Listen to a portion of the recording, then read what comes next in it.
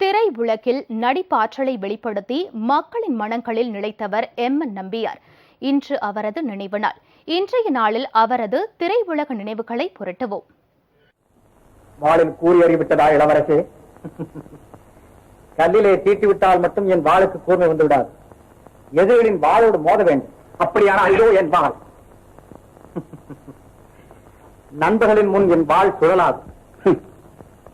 உரிமை போரில் உறவு முறை கிடையாது இளவரசே. அன்று நான் உங்கள் வைரியாக இருந்ததும் இன்று நண்பனாக மாறியதும். நகைச்சுவை நடிகராக அறிமுகமாகி ஹீரோவாக உருமாறி வில்லனாக தடம் பதித்த நம்பியார் குணச்சித்திர நடிப்பிலும் முத்திரை பதித்தார். திரைப்படங்களில் எம்ஜிஆருடன் சண்டையிடும் காட்சிகளை பார்த்த ரசிகர்கள் படம் மீண்டும் வாய்ப்பை கொடுத்தது.